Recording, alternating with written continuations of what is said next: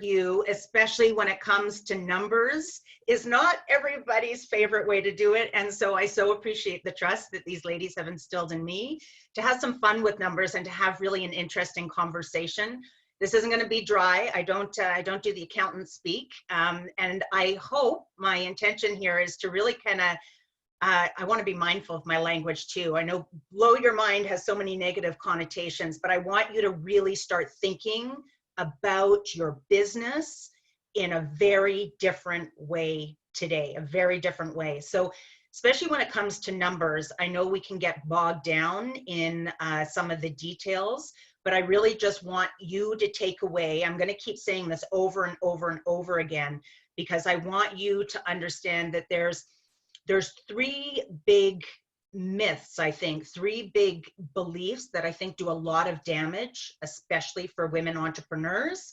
And I want to dispel those today. And so this is what I want you to take away from this, is that we're actually, believe it or not supposed to work hard in business. It's raised eyebrows. We're going to talk about this.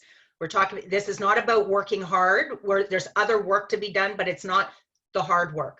The other thing that I want you to think about is that we are not supposed to be putting ourselves last, especially women business owners. I've seen this over and over and over again. We tend to be the martyrs, right? Everyone else gets paid. The client's always right. Everything comes before us, our kids, our family. This compromises the business. So I'm going to talk to you a little bit about that.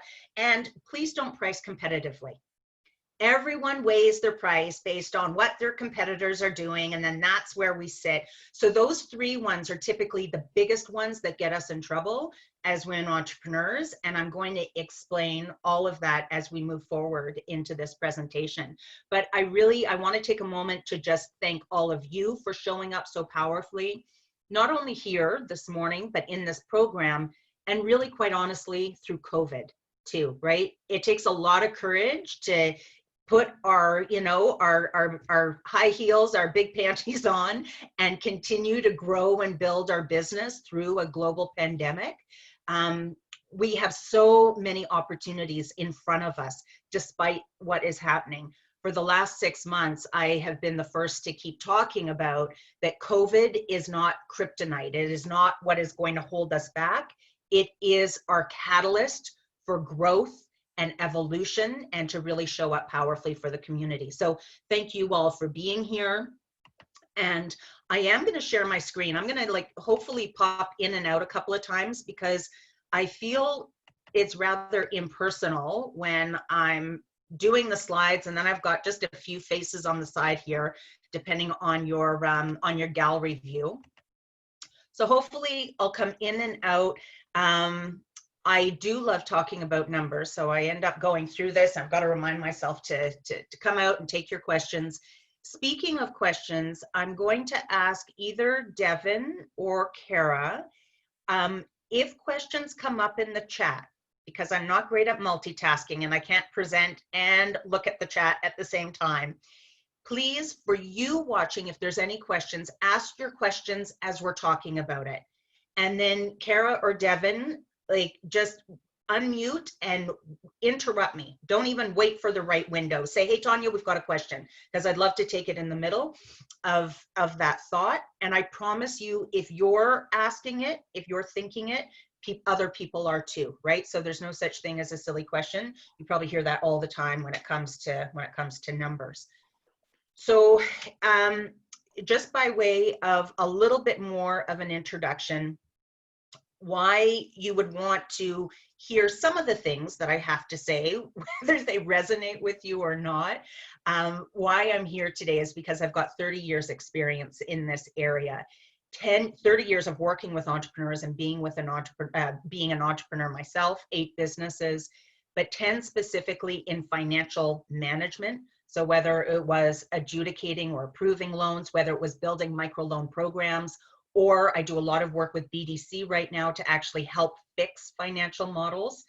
And then even more interestingly to me is that in the last 5 years, I've immersed myself in the study of what they call neuroeconomics or behavioral finance, which is really just a fancy way of understanding what is going on in our mind and why we make the decisions that we do, and or maybe more importantly, why we don't take the action on the things we need to do, but don't, right? So we're going to pull all of this together today in this presentation.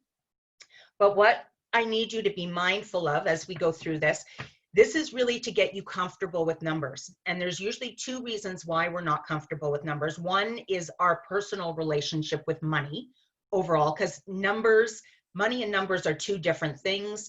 Numbers, when you think about it, are really just the equivalent of letters, and we don't seem to have a lot of discomfort around letters, but we have discomfort with numbers, and usually that's because they're assigned to money. But the other piece with this is that oftentimes our panic and our anxiety and our stress around numbers and bookkeeping and taxes is because we don't know exactly what it is that we're supposed to do. So this brings me to my second point today, is that I am sharing with you a process that works every single time. Every single time when people are willing to step up and do this work. I don't want you to get bogged down today in having to remember every single step. You have access to the slides. It's all going to be here. I'm giving a whole bunch of free templates and tools. So I don't want you to get bogged down in that. What I do want you to remember is that this is a process, and when you follow the process, you will always profit in business. And the last piece I want you to remember is starting with the end in mind. So in my work as a loans adjudicator, meaning I was responsible for reviewing the loans and approving the loans, the vast majority of business owners would build a business plan, and then at the very end, they would put numbers to that business plan, really just crossing their fingers and hoping that they'd get a loan. And I want you to reverse engineer this, because when you actually figure out, let me just step back for a second, number one goal in business is to make money. That's why you're in business. And it is not top line sales. I know a lot of you, the majority of us, start thinking about it's all about sales. It's all about sales. It is not all about sales. It is about bottom line profit, known as net profit. And we're going to talk a lot about that today. This is mission number one in your business, is to end up with net profit. So I want to show you how to build a model where you actually end up with net profit. And this becomes like a business plan for you. This is your plan to show you how you're going to become financially viable. It's a plan that its language is around numbers, but then you actually build a business plan around a financially viable model. We have it backwards. We usually build a plan and then we hope that the numbers will all line up. And in most cases, they don't. So what is interesting about my story is that I have been bankrupt. I went bankrupt in 2009. I struggled for a good portion of my life with money issues. My relationship with it was not healthy. I had $21,000 of debt when I was 18. I continued in my career to accept low-paying jobs with tremendous amounts of responsibility, just thinking that once I proved myself, the money would come. And even in my business, I felt very uncomfortable charging the price I knew I should be charging, and I was really uncomfortable actually going after collections. So really, for a good 35 to 40 years of my life, all of these money issues stemmed from a lack of self-worth, a lack of confidence. And I kept looking externally for people to validate me. And that relationship that I had with myself reflected in my relationship with money, my relationship with others. It all comes from the same place. So the bankruptcy in 2009 was really, I'm just gonna stop share here for a minute. So the bankruptcy in 2009 was really just my brick. You're going to hear about whispers to a brick, right? We've all had them, those little things that we know that we're not supposed to do, that we do, and they end up with consequences. And so then the brick came, and that was the bankruptcy. But what I want to share with you is that the bankruptcy was my rock bottom, but it was also my pivot point.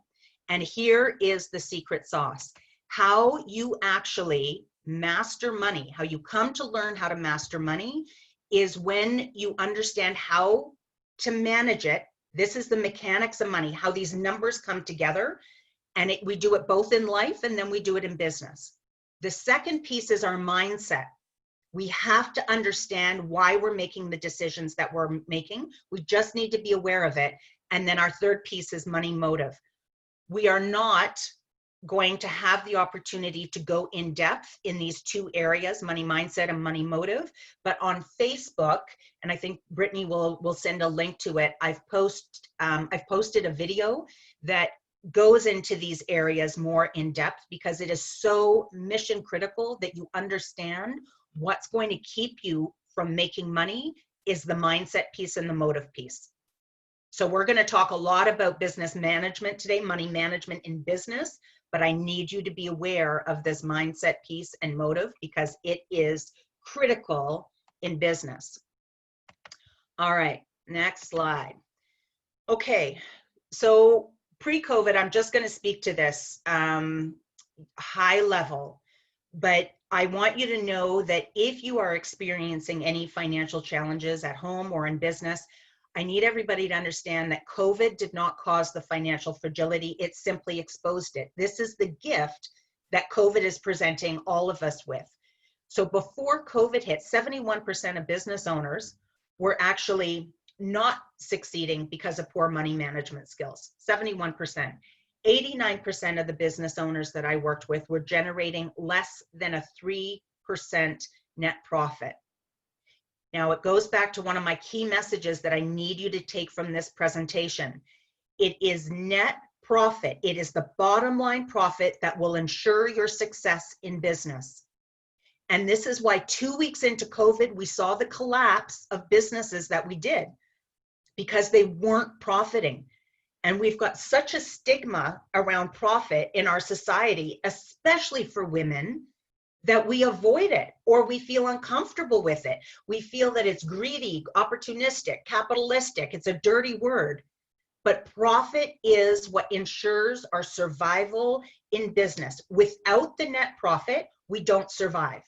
So I hope I'm drilling home that message, because I know a lot of you are thinking about sales, sales, sales. Sales prove that your product or service is viable. Sales prove that a market has an appetite for what you're selling, but it does not ensure your success. The net profit is what goes back into the business and it becomes your retained earnings. It becomes like your emergency net, your safety net, your savings account for the business. You know how we're all taught in our personal life to have a safety net, an emergency fund? Your net profit is that for the business. You have to put it aside. And a lot of people at the end of the year see net profit and they're like, well, there's extra money in the bank, let's go spend it. So I just really want to stress the importance of net profit in this conversation. So there's 8 steps to actually achieving net profit, a healthy net profit. And you know what? One of the things I need to articulate here is that this 3% net profit, a lot of business owners I work with will be really excited. They're like clapping and woo, raise the roof when they've got 3% net profit or when they're breaking even, right? They're like, yes, woo, I'm doing great. The first expense that the vast majority of business owners forget to account for, personal salary. The owner's salary, we're the afterthought. We take whatever the business can afford us. This whole martyrdom piece is costing us. So once we add a fair market salary into the mix, that net profit of 3%, it usually goes wah, wah, wah, and we end up in a deficit position. So here's the 8 steps to profiting powerfully. And again, I want you to remember, most of you right now are trying to do what you can with what you have. The whole idea of this process is to figure out what your business needs to look like to be financially viable, and then we work backwards. Most of you are trying to just come at it from where you are now. I need you to figure out what's it take to be a healthy business. More importantly, right now, and I want all of you to hear this, I need you to actually change your mentality And I need you to start thinking about your business as though you are an investor and a CEO. This is not an extension of you. You are building an investment. You are the chief executive officer of your business. This will transform the way you do business going forward. And I want you to imagine that for every decision that you make, you have a board of advisors sitting around you and they are challenging you. Why are you doing that? Why are you making that decision? And tell me, defend how it's in the best interest of the net profit.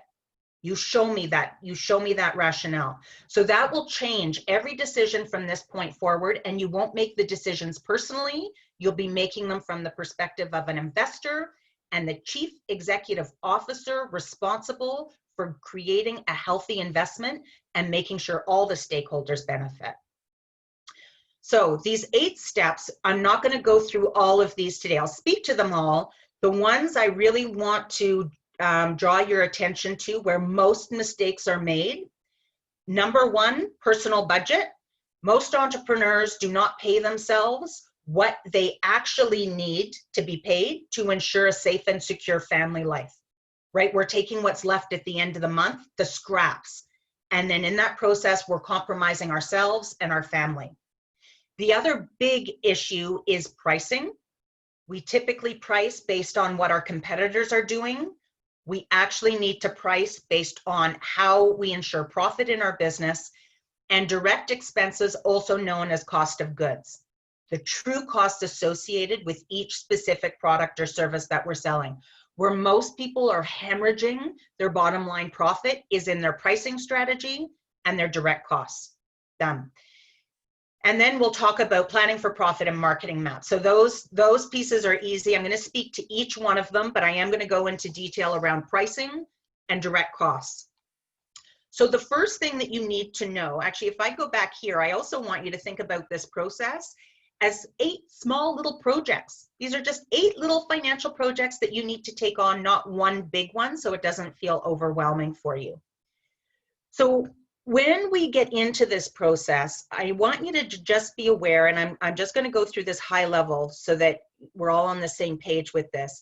But this process, we are going to be really using here the cash flow statement. This is the work that we do. Sorry, I'm just looking for my little, give me a sec here. Will it let me do this? I'm looking for my little spotlight so that this makes it easier. There we go. Okay. So the balance sheet, when we talk about financial statements, there's typically 3 different documents that make up financial statements. The balance sheet, which is a list of all of our assets minus all of our liabilities. At home, we typically call it a net worth statement. Very similar. Then there's the income statement, which is a high-level summary of all of our income minus our direct expenses or direct costs, or also called COGS, right? Cost of goods. And these are the expenses that are directly attributed to selling a product or service. They go with it. We're out of pocket to sell that. Then when we subtract our direct expenses from income, we're left with what's called the gross profit.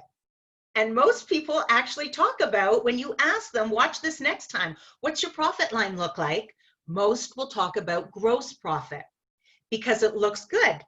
Most of us are pretty safe with gross profit. It might be 45, it might be 60, but it's a fair number. And then from that, we have to subtract indirect expenses, also known as operating expenses. These are the expenses that are due every single month, regardless of whether or not we sell anything. They are our responsibility. From that, we are left with net profit. So I just want to be clear what we're all talking about. This is the number that matters in business. And this is the number that, in my experience, 95% of business owners don't know. And they only know what it is 4 months after year end when they get their accountant notice to readers back. And then they're like, oh my gosh, we're not where we thought we were going to be. We lost more money. Hopefully there's a pleasant surprise. This is what you need to take ownership of every single week. You need to know what your income is, your direct expenses, your gross profit, your indirect expenses, and your net profit. Because when you're looking at it every week, you have an opportunity to fix it in that month. If we're looking at it at the end of the month, we have no opportunity to fix it. If we're looking at it 4 months at the end of the year, we have zero opportunity to fix it. So get on top of it and look at it. So now the cash flow, so typically your income statement is just, it's a summary, high level summary, one period over the other, Q1 over Q2, year one over year two. And then our cash flow, sorry. I have a very quick question before we go back into cash flow while we're still on the income statement. So when you're talking about like bottom line net profit, are you also including like the deficit from the previous year? Because the way my accountant does our statements, like he includes the deficit at the very bottom. So, or are we talking about like for the year?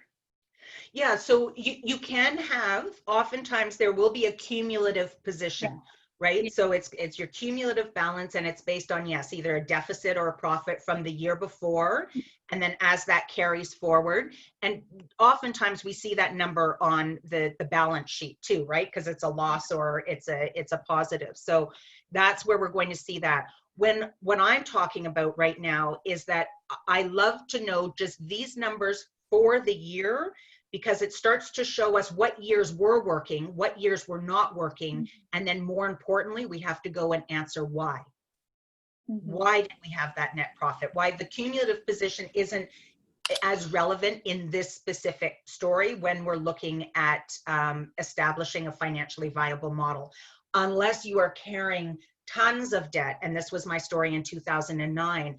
I was just so seeped in debt that it didn't matter how much money I made. And in this case, it was 3.5 million. I kept carrying a deficit net profit year over year over year, plus carrying debt. There was no way I could dig myself out of that. So that's where we look there. So that's a great question. Okay. So then we get into the cash flow forecast, and this is where we do all of our work. So there's the cash flow forecast, which is about, you know, what we see happening, or a budget, what we want to have happen. And then we also have cash flow actuals, which is the whole idea of understanding when income is received, when the direct expenses are paid, when the indirect expenses are paid, and then our net profit. And just so you know too, you know, oftentimes month over month with net profit, this isn't about making sure there's profit every single month, because sometimes that doesn't happen, right? Just like in retail, this is why we have Black Friday in November, maybe not this year, but it was Black Friday because that is the first time historically that retail businesses would actually turn a profit. They would be in a deficit position for 9 months out of the year, 10 months out of the year, and then because of all the sales, they would make enough money in those 3 months to sustain their operations for the rest of the year. So I won't go, I think that nails, definitely need to move this puppy along, but I think this, that explains what it is that we're looking at here through this presentation. Sorry, I'm trying to find my buttons. Okay, so step 1, you need to figure out how much you need to be making every single month. You do not put yourself last. If you're compromised, the business is compromised. And most people, you'll see in this slide, I shared with you the common mistakes the majority of business owners are making when it comes to these 5 pillars of financial security in life and business. So the first thing you need to do as an entrepreneur is you need to figure out how much money every month do you need to be putting aside to top up your savings account. This is your emergency nest. This is money that you do not touch unless there is an emergency such as a global pandemic. So you might need to be topping up your savings account. Spending, I need you to figure out your needs, your wants, and what I call the splurge, because spending is about having experiences in life, but most of us are being irresponsible with our spending money on things that actually don't serve us. They're actually to our detriment, right? So when I look at Fishing Geeks, you know, I love what you're doing, Christina, because it's really about experiences, right? And the hair, it's about experiences and treating yourself well. So we need to figure this out. And just so you know, again, there's templates for all of this, and I'm not throwing you out to the wolves. There's ways that we can go through this step by step. The next piece that I do need to share with you is the investment piece. So savings is short-term security. Investing is long-term security. We have gotten confused with what investing is. It's not about this short-term gain. It's not about day trading. It's about putting money aside now so that money can make money for you. So at the time that you can no longer work, you have security there. You have financial security. Now, here's what I want you to wrap your head around. Do you know, let's just say you've invested $100,000 in your business, I'm using round numbers here. You could go to a bank and you could put that money into an index fund, and for 10 minutes worth of work, you could be making 5, 6, 7, 8, 9% on that money if you had it in an index fund, or there's lots of ways to make that percentage quarter over quarter. Now, here's what I want you to wrap your head around. Do you know that your net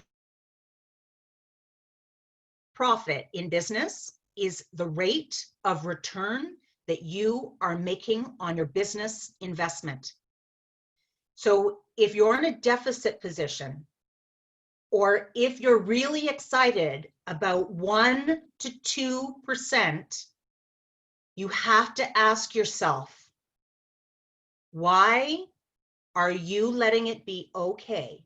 Why are you okay with making 1 to 2% return for putting in your blood, sweat, and tears, working 24/7, compromising your family, compromising yourself for 1 to 2%, where for 10 minutes worth of work, you could be making 7, 8, 9. That is really what's happening here. Does that make sense for everybody? This is usually a game changer for everyone, because as women, we just see it as an extension of, we're like, please buy my product, please buy my service, please like what I do, right? What can I be doing differently? What can I be doing better? You have to think like an investor. Your job as an entrepreneur, as the CEO, is to turn your business into an investment. You have to increase that ROI, that net profit. So every time I work with a business owner, my goal is to get you to 10% at least. 10% at least, because if we know for 10 minutes you can be making 8 to 9%, it's not a good investment, your business otherwise, right? We should just put it in an index fund. So this is my goal with you today. So, okay, off the soapbox, I'm done that. I just really want to get that drilled into your mind that this is an investment and we have to increase net profit.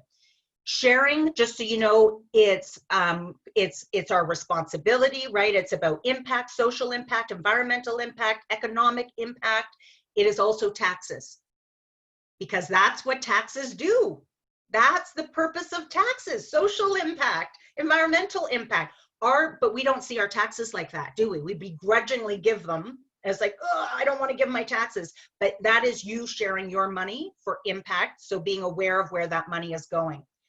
And then here's the thing, here's the rub in all of this. All of you, I shouldn't say that, that's an assumption. You're doing what you can with what you make, and you're allowing the business to just kind of like, I'll pay you what I can.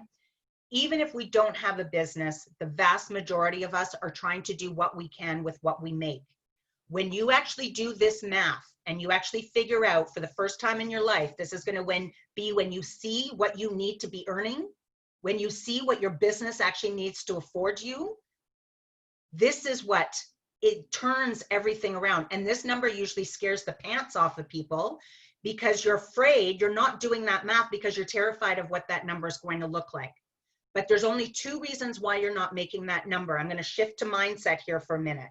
1, you don't know what the number is. You can't create it if you don't know what it looks like. And 2, and this is why I want you to watch the video on money mindset, 95% of the actions that we make every day. So even though I'm going to give you all the tools out the wazoo, you're going to have access to everything. 95% of every decision that you make, you think you're using your prefrontal cortex, but what is actually happening is that your subconscious is making these decisions, and your subconscious is not motivated by your magic number. It's not motivated by net profit. It is motivated to stay in a state that it is familiar with. So in money management, we have to get crystal clear on what we need to create in life and business. And in money mindset, we actually need to uncover the programming at the root of our decisions. We don't need to fix it, but we do need to see it. I'm going to tell you how we reprogram. A lot of people get stuck in the fixing piece, but I need you to be aware of that, because that is what is going to be preventing you from making the magic number. Okay, so step 2, I swear we're moving along fast now. Now it all just kind of, but really those are some of the most important pieces there. Okay, so step 2, when it comes to indirect costs, these are also known as operating expenses, right? These are the expenses that come due every month, regardless of whether or not you sell anything. So the first thing that you should do is you should budget for an owner's salary. Done. Don't even think twice about it. You can go to payscale.ca and you can put in for a general manager role in your business, in your location, what is the range? They're going to show you, this is how many businesses we have on data on file. So out of 55 businesses, the average range is this to this. I want you to pick a number that you put in as an owner's salary. And then let's say, so in my example, when I did this work, my number was $4,000 to start. I had to find a way to generate $35,000 a month. $35,000, that's my honest truth. Started at 4, had to find a way to do 35. So in an owner's salary, I can't justify $35,000 in a financially viable model. There's no way I can sit down with my board and go, ooh, this is what I'm paying myself every year. They're going to go, no, no, no. So then what I do is I put in a fair market owner's salary. And in this other category, I put in the owner's dividends. So I make up my difference in the dividends. It's what I pay me, my bonus for doing my job. The other thing that I want you to be very aware of is source deductions.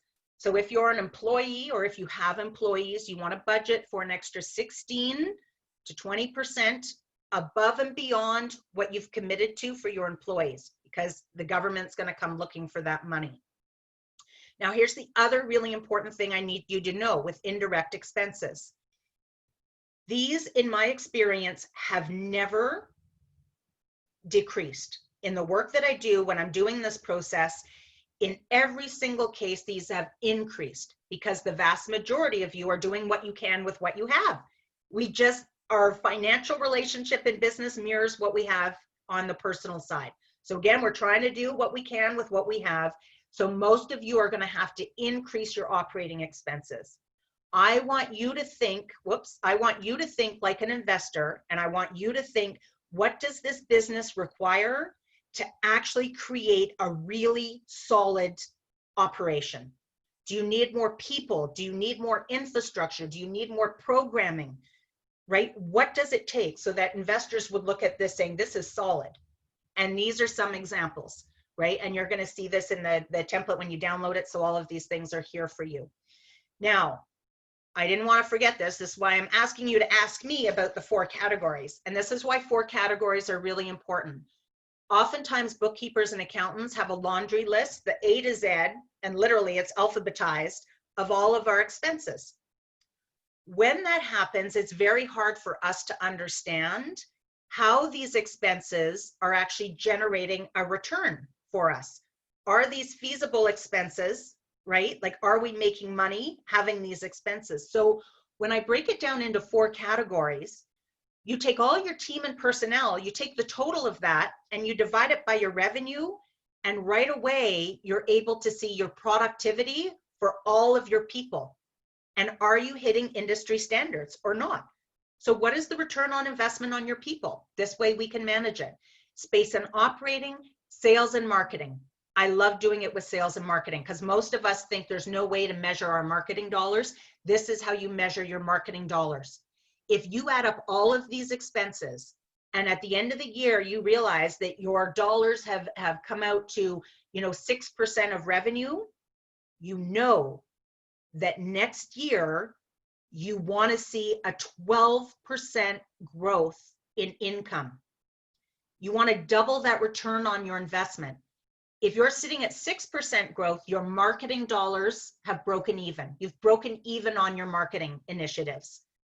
right? We don't want to break even in business. We want to see a lift. So we want to see anywhere from like 7, 8, 9, 10, 12% on our income as an increase the next year. Does that make sense for everybody? Just give me a thumbs up. That's how we measure our marketing dollars. We can do it quarter to quarter, month to month, year to year, but don't let it hide under the carpet. Pull them out and make sure you know what your return is. And this is also why I put marketing support under sales and marketing and not team. Because if you're hiring people to help you build top line dollars, we need to put them in here so that we can measure that return on investment. And then the next piece that I do under planning is I budget a number, and usually it's a high number. So it's usually anywhere from 5 to 10% of your overall revenue. I just put it into my plan because we actually do a marketing mix at the end to make sure that our initiatives will be able to defend. But right now we just benchmark it. So put in whatever that number feels right for you, 500, 1,000, 2,500, and then we go back and we fix it. And I'm going to speak to that in a moment. Are there any questions on indirect expenses? We doing okay? Okay. So step 3, very, very simple. You break out your revenue streams.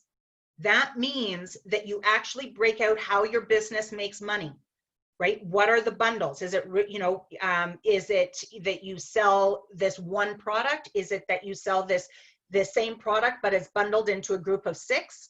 Is it a monthly subscription? Whatever it may be, I need you to break out your revenue streams, not lump everything into one bucket called sales.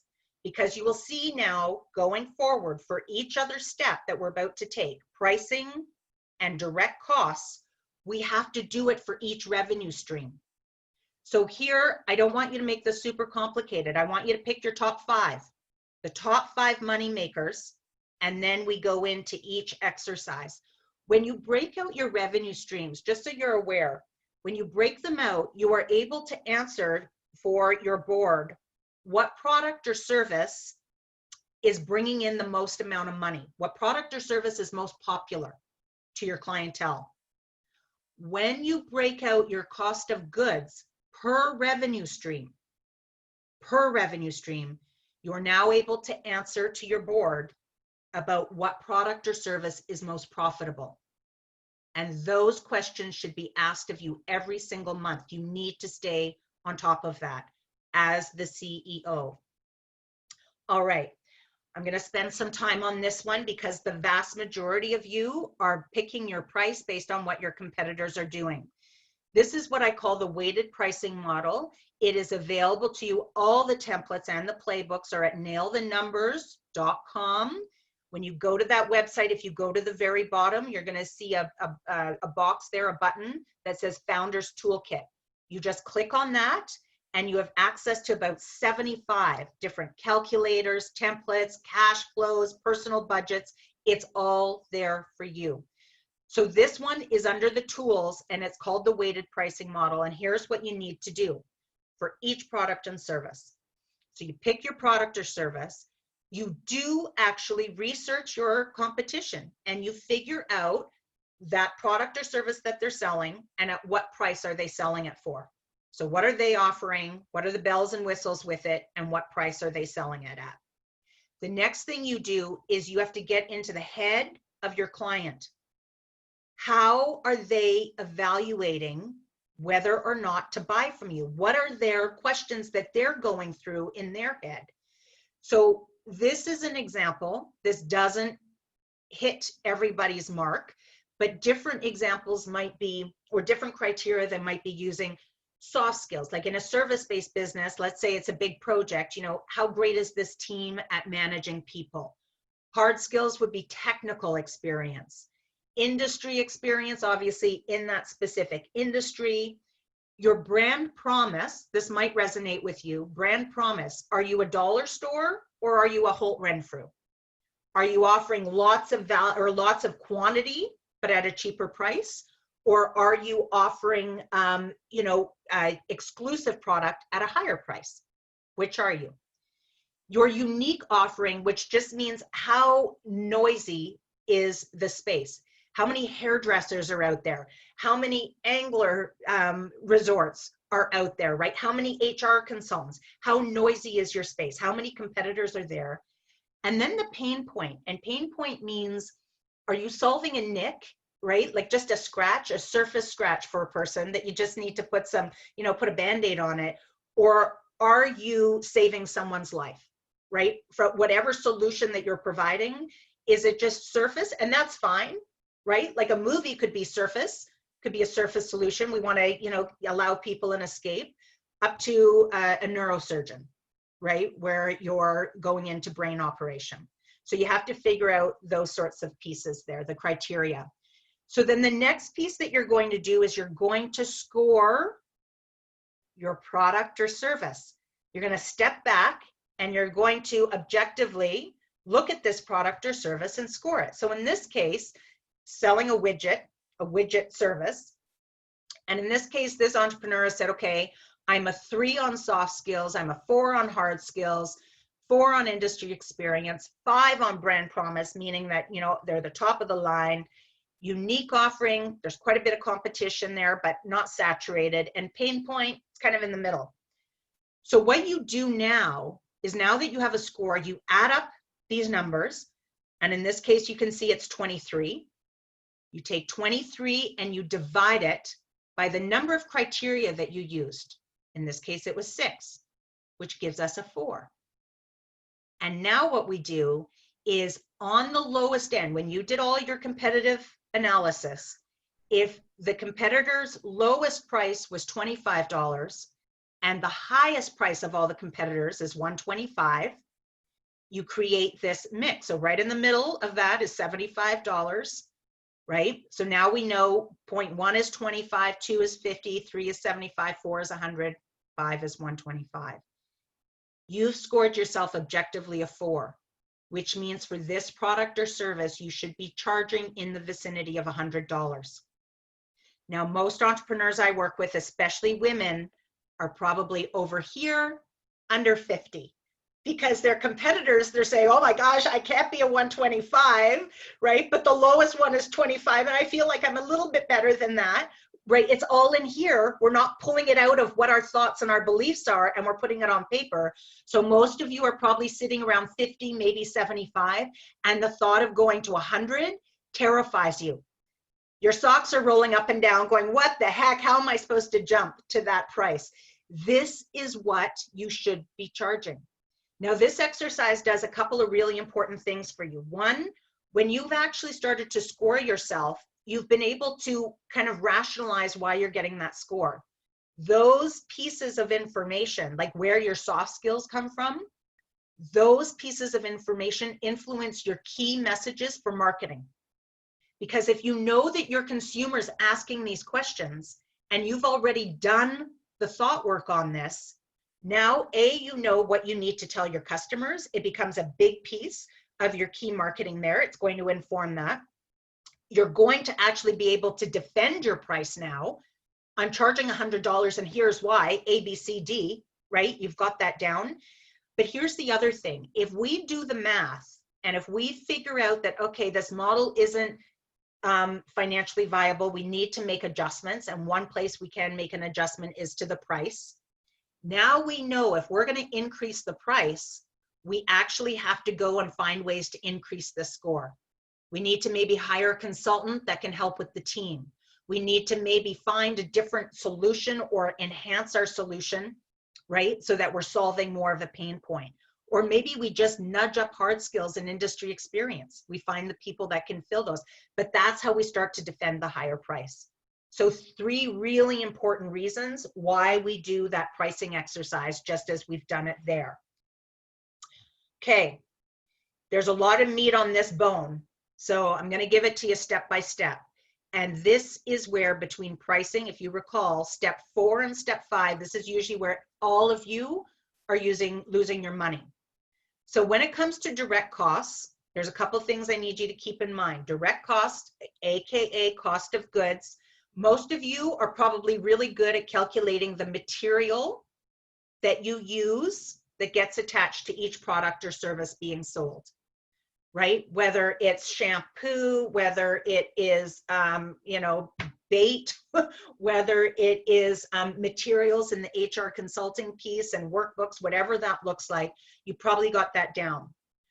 Where most of you are missing money and costs are what I call the inputs.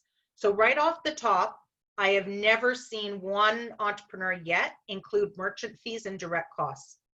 Merchant fees are that transaction fee that gets attached to selling that product or service, and it can be up to 3%. So right there, if we're not accounting for it in cost of goods, where it's coming right off our net profit, that's where it's coming from, right? Because there's a big difference between selling $10,000 at 3% and selling $100,000 at 3%. And if we're not figuring that out here, this is where we lose it. So other things just to be aware of: shipping, duties, exchange rates right now. And you will see again in the toolkit, the founder's toolkit in Nail the Numbers, there's actually some phenomenal calculators in there that help you to calculate exchange, along with resources that you can actually kind of go through them as brokers that will hedge the exchange rate, so you're never out money. But if you can, let's shop and buy Canadian. That's my little rant there, if we can. Contractors, commission rates, and equipment. And is there a question? Yeah, I just wanted to mention like the exchange rate and stuff. A lot of American suppliers also don't give you those tax breakouts. Of course they don't. Of course they don't. Yeah, thank you for that. So this is your work to do, right? We can't abdicate this. This is the work you need to do. Your bookkeeper enters data and your accountant mitigates your taxes. You have to do this. This is your responsibility as the business owner to do all of this. So, you know, putting all of that in. And another place, just so you know, where you can usually save 1 or 2% is when you call your suppliers and you ask them for the 1 to 2% discount. 1% means nothing to them because most of them aren't doing their math, right? But 1% to you, that goes right to your bottom line. We're trying to squeak your bottom line up by percentages and points of percentages. That's how we get there. So what happens now is that we take all your material costs and then we take your input costs, and you can see here, we add those up, we get $50. Take $50 and divide it by the selling price that we've said, okay, we need to be sitting at that number 4, which is 100. That gives us a 50% cost of goods for that product or service, which is decent. This doesn't need to be sitting at a certain amount right now. I'm going to show you how we do the math here in a minute. But here's what I need you to do. There's 2 really important things that you need to do before we move on. The second piece is I need you to calculate labor. And the vast majority of you are sitting in service-based businesses. And so you might have calculated labor. Manufacturers oftentimes calculate labor. But I need you to figure out for each task, for every time you sell that product or service, what are all the tasks that go into it? From greeting the customer at the door, having the little conversation about their hair, the little precursor discussion, what do you want to do, right? To washing, to drying, to cutting, then all of that. So we're going to figure all of that out. You take your time, you take the rate that you're charging that person, and if this is you as a sole proprietor, how much would you have to pay someone to do the job you're doing? This isn't at your rate of $5.53 an hour. Right? Minimum wage plus. Now you're going to end up with total labor costs.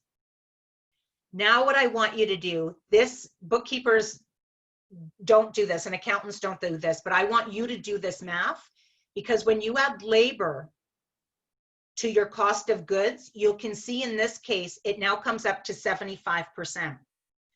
Most sole proprietors, most women who are in business for themselves, when they do this exercise, they end up with a cost of goods of 85 to 90%.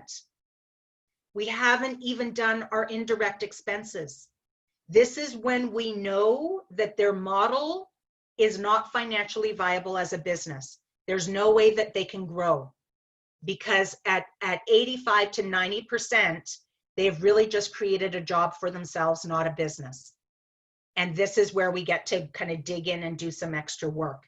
And now the last piece I want to mention here is the 4 stages of engagement. Everybody is very good at figuring these out for the stage that I call delivery.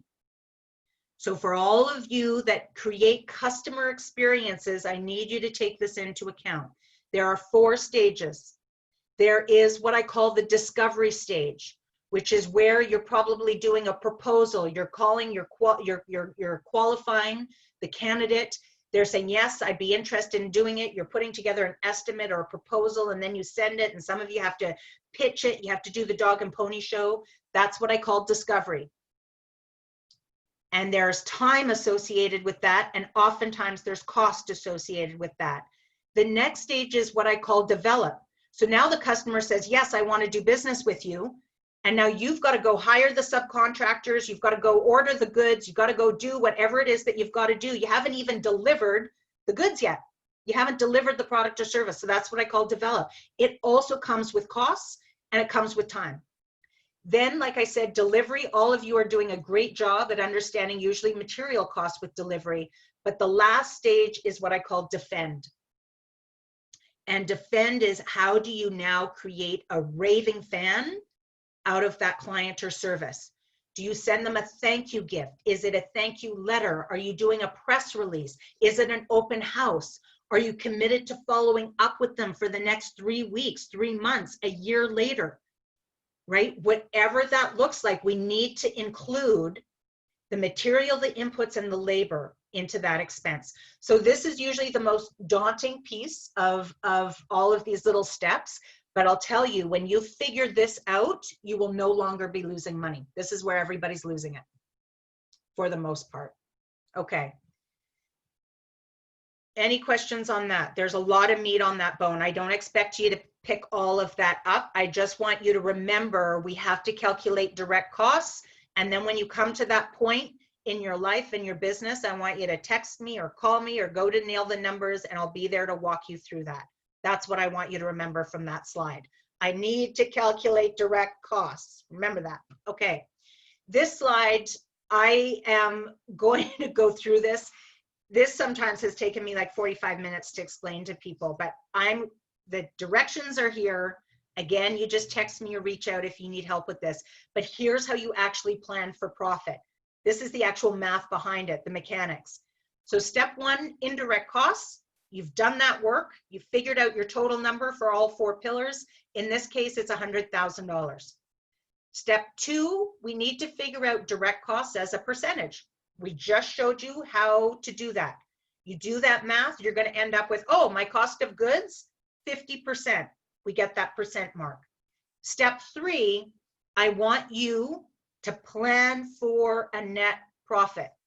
And in this case, as I mentioned, 8% and higher. Let's aim for 10 and see what that looks like. So then doing the math, we know that if 50% plus 10% is 60, and we take 60 away from 100% of sales, and it's always going to be 100%, that's a given. We know then, there's no way around it, that our indirect costs are 40% of our total revenue. There's no way around that math, that it has to be 40%. It's your direct costs plus your net profit minus your total sales. So then what we do to find out what our sales need to be, we take our indirect costs of 100,000, we divide it by 40%, and we now know that our sales goal is $250,000. That is what our business needs to generate, so that we end up with a $25,000 net profit, AKA 10%. That's how we do that math. We don't just say, oh, I'm going to get 2% of my market, or I don't care what the sales are, let's cross our fingers. Now we know we need to generate $250,000 in this business to create a financially viable model. All your other work is done. That's how simple this is to come together. So I'm actually going to show you this, because I want you to know a lot of people then are just like, what, $250,000? How am I going to do that? There's math to this too. I call it the rule of 10%.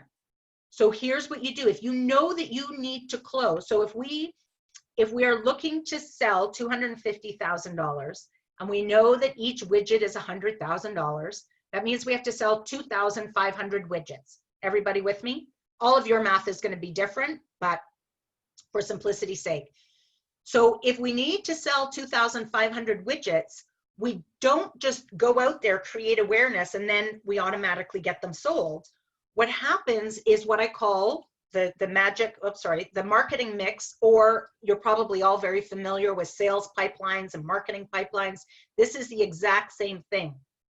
So what I want to show you is that if we're going to sell 2,500, if we know that 1 out of 10, unless you can defend otherwise, we're going to budget for 1 out of 10 people will actually turn in to a sold customer. So 1 out of 10 engaged people will actually buy from you. That means we need 25,000 people engaged.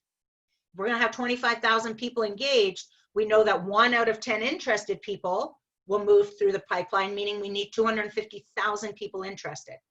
And then conversely, 1 out of 10 under aware means 2.5 million. Now, these numbers sound scary to start off with. Most of your numbers won't look like this, especially if you're business to business. Most of you aren't looking to do 2,500 widgets, right? You're in service-based business. But I want to show you there's a math that we use to actually get to this number. Now you can defend how you're going to achieve that sales goal. So just so you're aware, in each one of these categories, under awareness, you have a very specific message and a very specific ask. So you want to tell them something that will lead them into interested. And where most of us make mistakes on social media is that we're just talking about ourselves all the time. Hey, we're doing this, we're doing this. We have to draw them in. So where do you want them to go next? Oftentimes it's to your website, or it's to download something so you can get their email, right? You have to stay involved with them through this process. You can't just throw out information. And then, so again, a message and an ask for interested, a message and an ask for engaged, and into sold. We have to lead them through the pipeline. We can't expect them to lead themselves. We're roping them in, but we're roping them in. So I want to be mindful of that, because most people resist this process, especially awareness, because they don't like to sell, right? Everyone, I don't want to do it. I don't want to sell anything. I don't want to come off as that cheesy salesperson. You are selling a solution. You have to figure out, this is marketing 101, and you're going to get lots of support through this, through the program, but what solution are you providing? You're not selling anything. You're offering a solution. You're helping people with a pain point. So all you're doing is creating awareness here. And then just as we move through this, just so you know, once you figure all this out, you know, what's the medium? What are the materials that you need to A, develop, and then B, need to put out there? Maybe you've got advertising in here. All of this is going to influence your costs. So for each one of these stages, you're going to have a cost. Do you remember that marketing mix that I talked about? Remember way back here under marketing budget, and I asked you to budget for this marketing mix, that money to set aside. Now you can go back and you can tailor that, and you can actually put in that specific cost. Now, any investor that you're speaking to, any lender, women entrepreneurs, you go to them, you say you need X number of dollars to be able to do this, this, and this to generate these sales at this expense. Done, bam. You're locked in. You've got it figured out. You're on top of your numbers. You're taking ownership of it. So I want to show you that, you know, this works every single time. Typically where I get called in is where businesses are making millions, but their net profit is in a deficit position. So this is an example of a business that came to me saying, we want to increase sales, but they did not have their revenue streams broken out. They knew they did renovations. They knew they did some custom homes, but everything was lumped into one bucket called sales. Their direct costs, they had everything. Now, with this being said, they said, oh, we've got materials, we've got labor, and we've got inputs, but it was all based on sales. So they didn't do it according to each revenue center. It was just one big bucket with one big bucket. So A, we have no idea what product or service is making money, and B, we have no idea what product or service is profitable. And then indirect expenses, they had not been paying themselves, right? 1.79. Typically your team and your space and operating are going to be your two highest expenses. Very hard to operate a business here. Impossible to operate a business, FYI, at 110% cost of goods. You're already in the whole 10%, you don't even have indirect expenses, right? So when we did all this math, they were at a negative 14.9%. What I want you to hear from this slide is that had I had worked with them just to increase top line sales, had I had done that, their net profit would have, their deficit would have grown to almost 30%. It would have grown to negative 27%. This is why top line sales are not always the answer. You have to do this math. So this is, we did this exact same process here. Step one, right? We actually looked at all their indirect costs. We paid them a salary. Their indirect expenses went from 3.79 to 10.78. Big lift in costs. Then we separated their revenue streams. We attached a cost of goods to each revenue stream. We did this math, 79.92 plus a 9.3% profit in this case meant that indirect costs were going to be 10.78, which meant that their sales needed to come out to 3.8 million to be able to generate this net profit. Their sales decreased. Their sales decreased. Their operating expenses increased, but for the first time, they had paid themselves a salary and they ended up with a net profit. This is how it works. And most people, they like to wrap it. It feels like this is magic. It's like, how does that happen exactly? How do you, it's because they were losing all of their money in their pricing and their direct costs. So please, please, please do that work.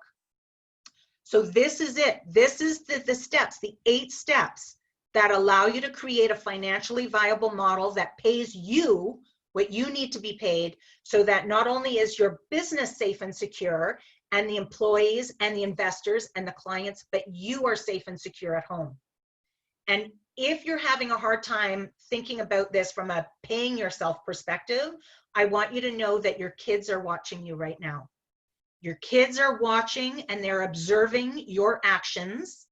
And the same way that you observe the actions of your parents, and that formed your programming, your actions are now informing the program of your kids. So pay yourself. This is so important. So 8 steps: personal budget, pay yourself, indirect costs, break out your revenue streams, price each revenue stream for profit, do your direct costs for each revenue stream, plan for that return on investment as an investor, map out your marketing, and then milestones and measurements. So I suspect that for all of you, when you do this, you're going to end up with this, oh my God, that's a crazy business model. How am I ever going to do that? You break it down into steps. This quarter, so from where you are now, you do this. Next quarter, your plan is this. Next quarter, your plan is this. And I'm going to tell you again, once you've done all of this math, what is going to keep you from making the magic number is this. That's all it is. Because 95% of everything you're doing or not doing is coming from this. So please, please, please go watch that video in Facebook. Brittany's got the link for you. And you're going to see just how instrumental that is. So I just want you to know that on October 5th, we're starting a Profit Powerfully group. It's a mastermind group. It's limited to 10 people. And because of women entrepreneurs and the exchange program, you all receive 50% off of the program. Starts October 5th. It's 8 weeks. We go through each one of these steps in detail. And then included at the end, we actually dig into the exercises around money mindset. So we spend a week on that, and we spend a week on money motive. And so it's interesting. Money management is about seeing your number. Money mindset is about seeing your blocks. And money motive is actually about the work that really needs to be done. So you remember at the beginning of this, I said, it's not the hard work that you need to do. Hard work are excuses that we make. I'm going to just stop share. I just want to speak to all of you directly here. Sorry. When we say it's the hard work that we need to do, and all of us are like, oh, I'm working so hard. I'm working 24/7. I'm so busy and I can hardly stand it anymore. I promise you,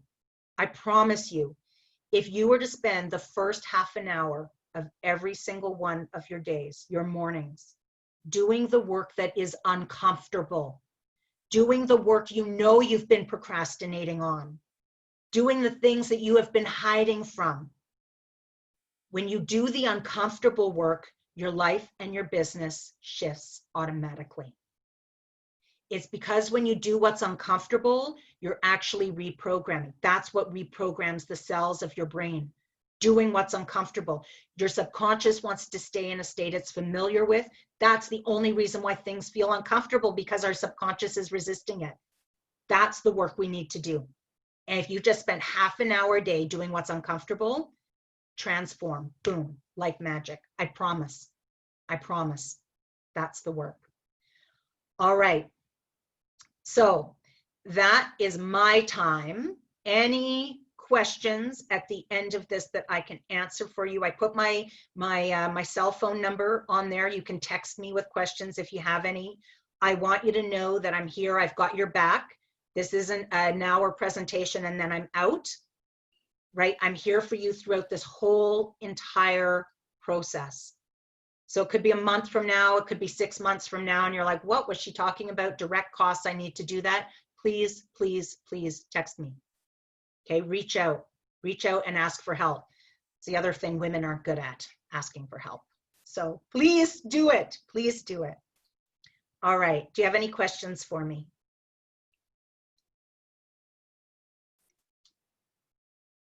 Lynn, I think you just need to take yourself off mute. Yeah, so I have one. I went to see a friend of mine who is he's in business with his wife and they're quite successful. And I said, so I just have one question for you because I know your time is tight. How do you make, like, what is your magic thing that you did to make your business so successful?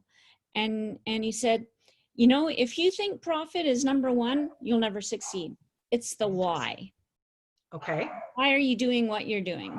Okay. You know what? I love that you brought that up. Sorry, can you hear my pug in the background? I meant to close the doors. We almost had it. 10:31. She was kind of quiet the whole time. So yes. Okay. So yes, the why is important. The why helps you to defend what it is that you're doing, right? It's your purpose. It's your passion. But purpose and passion does not create a sustainable business. And I know this to be true because my ex-husband, a physics engineer, was told, all you need is passion and purpose. If you know your why, you'll succeed in business. And so he took all of his Nortel parachute money. I'm going to open up a Ducati motorcycle dealership because it's the lifestyle. It's about getting people out on the bike and living the dream. And he was passionate, but he didn't understand the numbers. And so at the same time I went bankrupt, he had $14 million of debt because he was told you just need to have passion about what you do and understand your why. So I get the why from a perspective of connecting with people and having them buy. I get that. That's what people resonate with. That's what when you're speaking about it, right? I'm sharing my why because I've been at the bottom of the barrel. It feels like crap and everyone's avoiding the real work that needs to be done. That's why I'm here. That's my why. But if that's my why, I could just do videos all day and get people, and then I don't make any money. And then my whole world crashes on the end. And here I am telling people that they need to be profitable.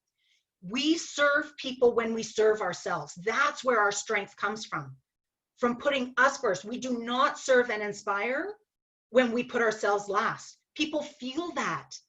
They feel that. So money and profit is just a reflection of what we believe our value is. That's what it is.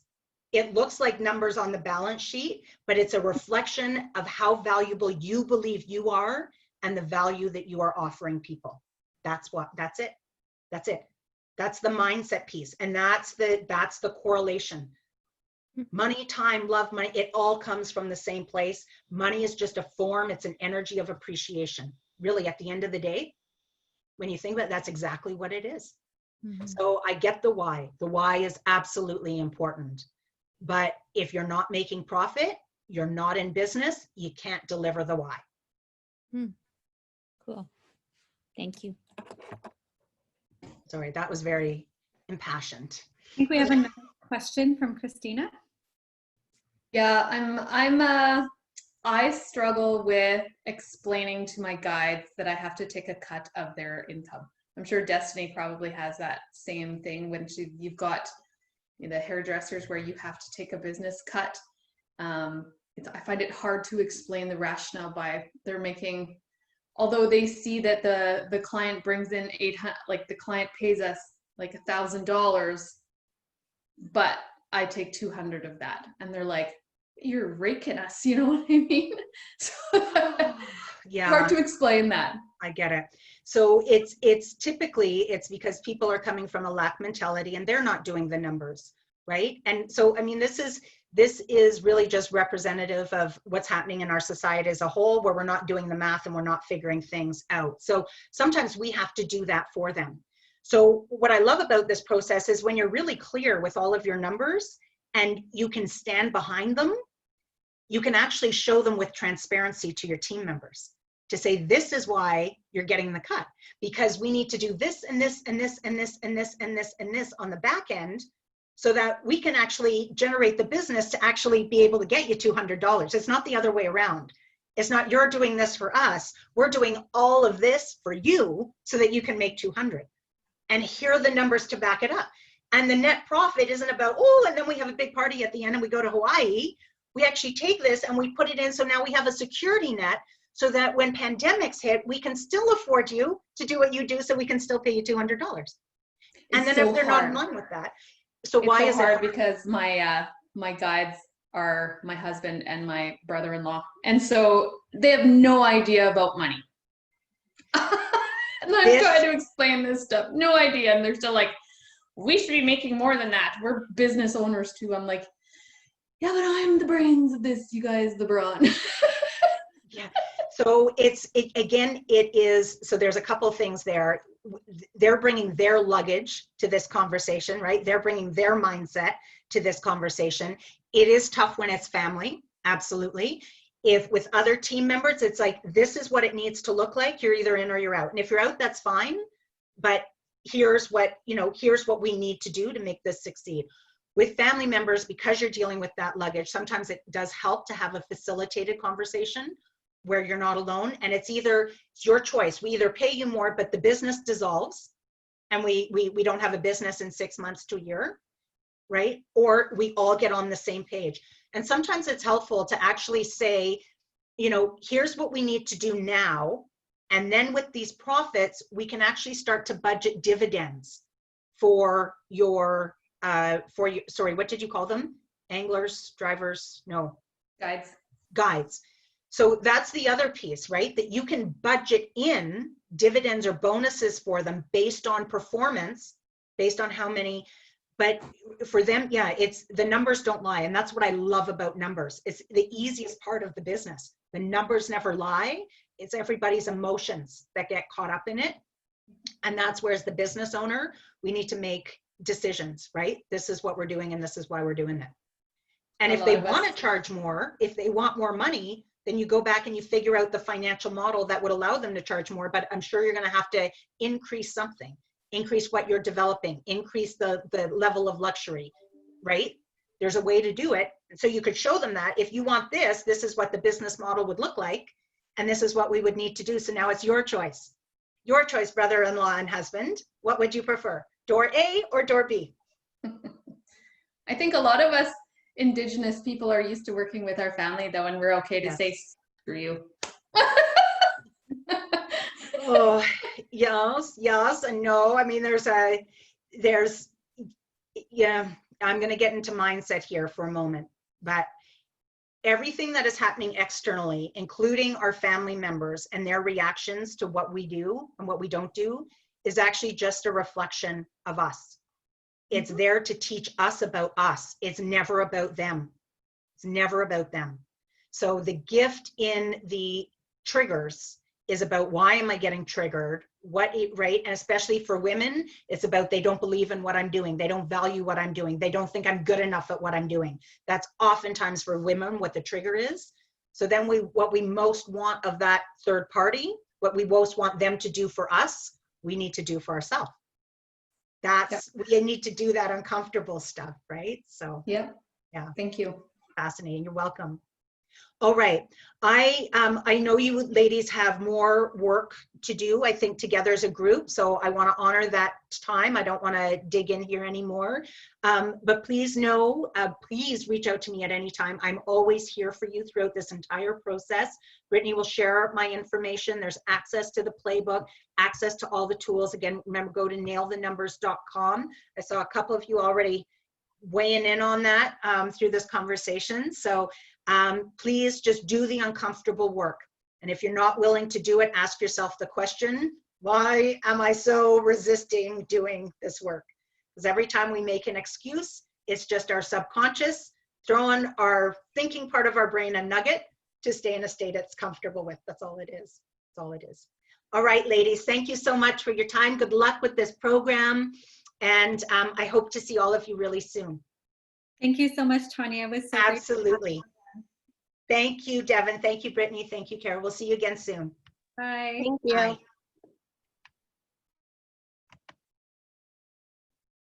Okay, so this, we're about 7 minutes over. We were supposed to be back from our break, but we're going to take a break now until about, let's say about 3 minutes to 11. So let's go 10:57. So that gives us about 15 minutes. And so what we'll do during our break time, just mute your microphone and then you can take your video off. So then nobody will be on, but keep your screen up so that we can have our group, so we don't have to call back in, and just keep everything up. Just stop your video, make sure you're muted during the break, and then we'll all come back in about 15 minutes, and then we'll get started again. When we come back from our break, I'm gonna go through what we're gonna be covering every single time, the layout and how this will all work. So let's take about 15 minutes, and I'll see you guys soon. Okay. Devin, did you share with everybody that I have to leave? Oh, no, I didn't know that you had to leave. Oh, yeah, no, I have a meeting with the federal Métis Subaccord at 11 o'clock, so it's kind of mandatory. Okay. So are we going to be done, or should I try and come back off when I'm done? You can come back on. Okay, I'll I think try. we're going to be here until 12:30, so you can. Oh, good. Yeah. Ours Okay. are usually in like just under an hour to an hour, so I'll come back on and see if I can catch up on what I missed. I'm sorry. That's fine. Okay. See Thanks, you. Devin. Okay. Bye-bye.